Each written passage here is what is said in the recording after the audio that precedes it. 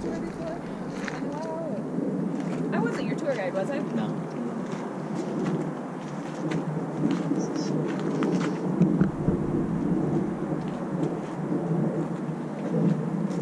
So what you guys are looking at right here is a map of all the footprints that we found in this area. And we discovered this site back in the 1930s. There was a work crew during the Great Depression, the Civilian Conservation Corps. And they were blasting away at those upper layers of rock there, blasting away at the rock to try to build this road up the hill. Because at the same time, they were building Red Rocks Amphitheater, right? And they wanted a road to get there. Well, in 1937, they're blasting through all that rock, and they get to this layer, and one very observant construction worker kind of stopped the show. He said, wait, guys, this is pretty important here, and they called in some paleontologists, and it turns out this is what they discovered. Now, we colored them in with charcoal. Yeah. Yeah, so you can see them more easily. I don't know how that guy noticed what he found, because it would have looked like bumpy rock to me, but... You know what? Yeah. We have actually done ground-penetrating radar up and down the ridge, and there are just hundreds of them. Yeah. Hey, if you want, come on down this side, and I'll talk to you a little bit about some of the tracks at this end, so we can sort of just explore a little more in depth.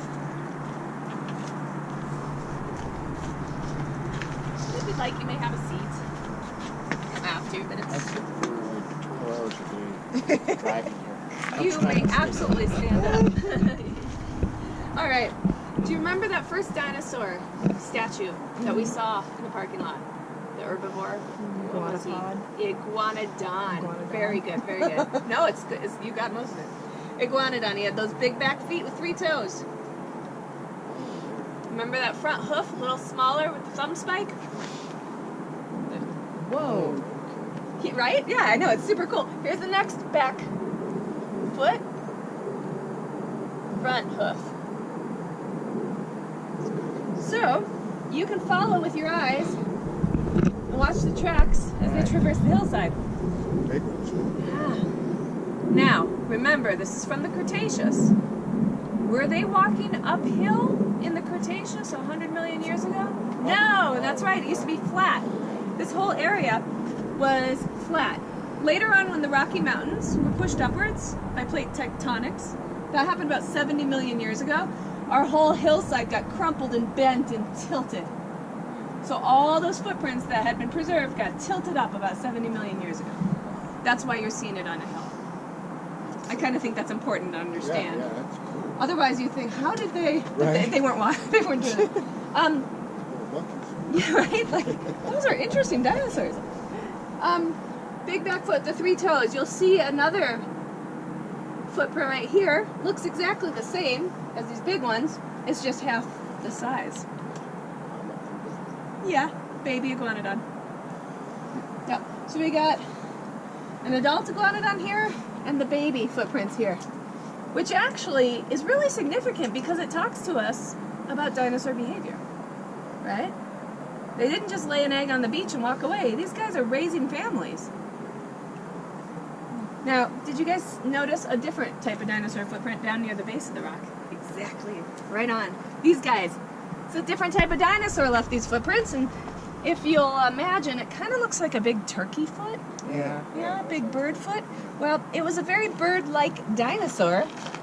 In fact, its name is Ornithomimus. And ornitho means bird. Ornithology is the study of birds. Ornithomimus means bird mimic. So it was about a 7-foot tall dinosaur with a few feathers and a tail. And it was an omnivore, so it ate plants and animals. It was probably not hunting a huge iguanodon. It's probably hunting lizards and whatnot running around. But we've got Ornithomimus, and we've got an iguanodon-type dinosaur right here. By the way, if you've noticed this interesting circle, it's just an example of vandalism. So back in the 1950s, somebody came by with a hammer and chisel. You can see the chisel marks. And they took the footprint out of the hill. So we got it back. Oh, good. Yeah.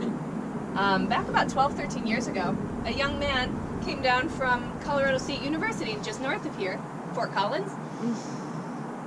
And I'm going to paraphrase, but it was something like, dude, I got this really cool rock, can you tell me what it is? And our paleontologist, yeah, we sure can. It belongs right here. So guess what? He donated it back to us, and it is on display in our little exhibit hall. So when you get a chance to check that out, you will see this rock broken in half with a footprint on it. Wow, okay. Yeah. So I'm going to give you guys a couple minutes to look around, take pictures, whatever you want to do here, and we'll head on to the next site.